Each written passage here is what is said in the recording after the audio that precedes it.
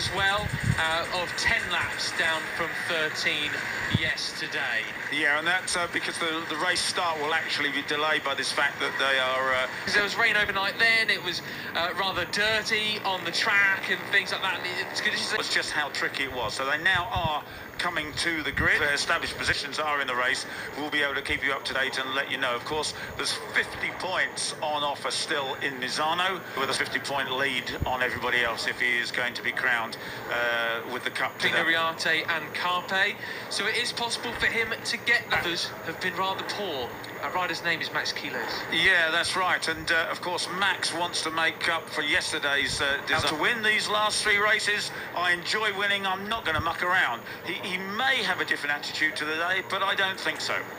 Well, here's one rider who will be going out. The last corner behind Alvaro Carpe, just hoping that Alvaro would make a little bit of slip, a little bit of mistake, but of course he didn't, and he said there was nothing I could do about it. There's row 1, row 2 is Pratama, Dinesh and Peroni. Look out for the Indonesian nations. Behind them you've got Ruche Mouli, Christian Daniel and Carter Thompson, who had his best rookies result ever yesterday of 6th. Arno Zani, Evan Belford, Joel Pons, Kevin Farkas, Lennox Famara, Keija Monignane, Rocco Sessler on row 8, and finally Milan Pavlec and Jack Fuetazan on row 9. So this is the warm-up lap. Another chance for these on the number 51 KTM. There's a 28 of Maximo Quiles. He, as Matt said, he had an incident with dear old Hakim Danish yesterday. To do that again, he found himself going through the pit lane for a... Basically, I mean, it's one that it's not exactly full of history, this place, being a rather new circuit from the early 2010s, the Cup today. Otherwise, it goes all the way to Misano, and never say never in Red Bull Rookies Cup. Right, it really is a crunch end to the season, isn't it? And it's all going to be sorted out. It's the first time in a couple of years, Peter, where we've got a cup chase going. It has indeed, and of course, so the same grid lineup as yesterday. There are only Quiles. Of course, all these don't have any misting problems. Race 2 and Aragon gets underway. And a superb start from Alvaro Carpe, but Brian Uriarte is alongside him, almost alongside him. Surely he's going to have to tuck in. Is he brave enough? No, he isn't. He tucks in behind Alvaro Carpe. Somebody's run wide. Is that Veda, perhaps, who ran wide?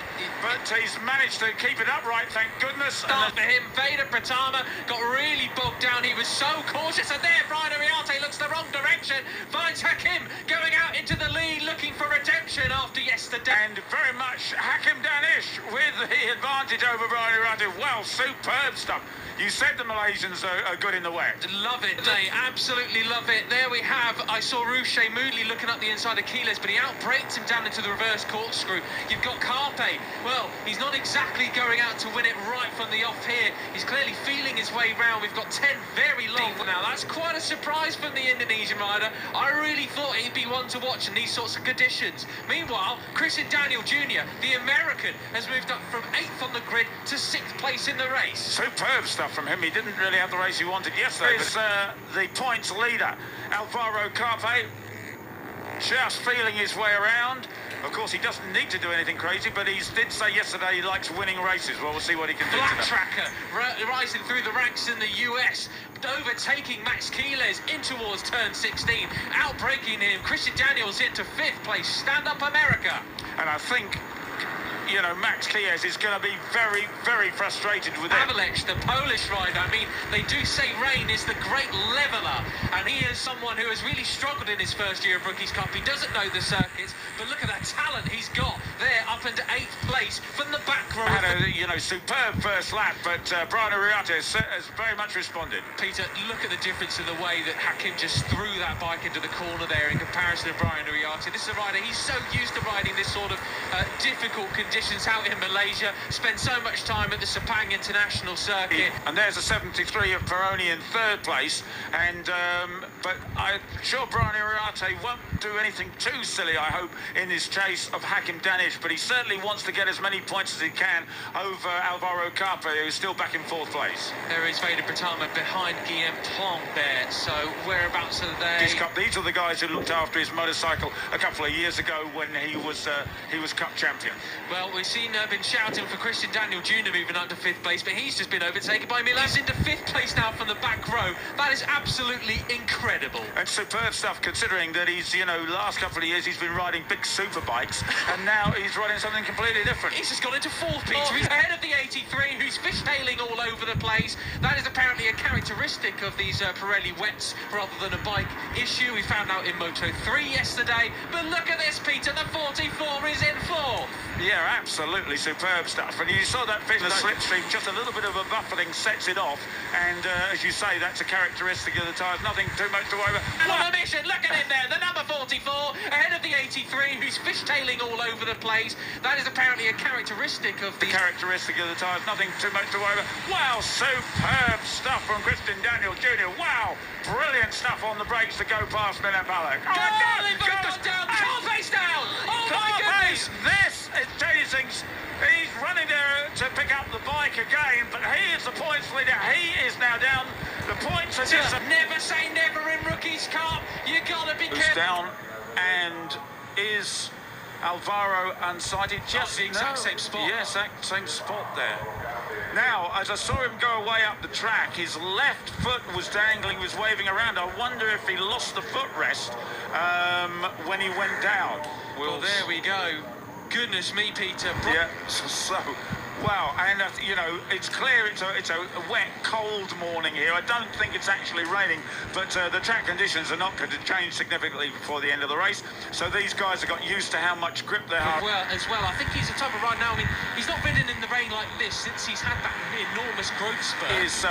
Is our flying Finn, and he's used to, he races on the ice, races in all sorts of conditions. So that's a really good news for our flying Finn on the number 27.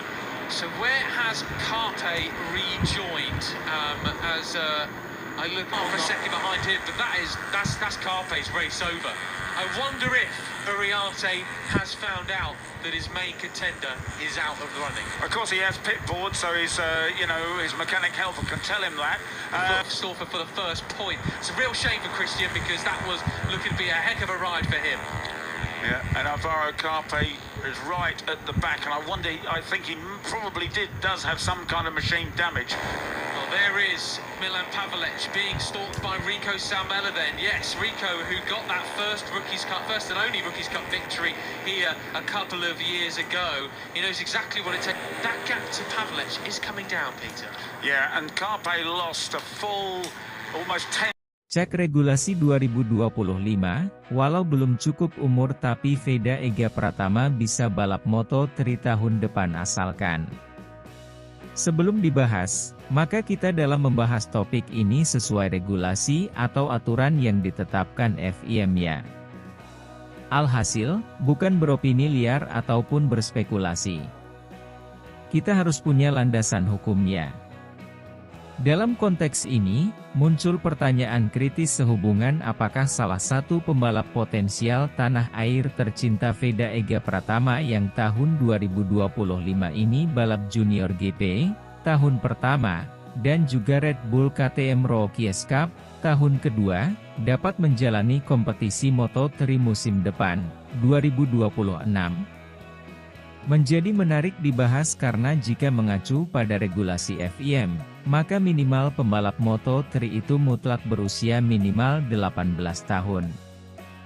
Veda Ega Pratama sendiri baru akan berusia 17 tahun tanggal 28 November nanti.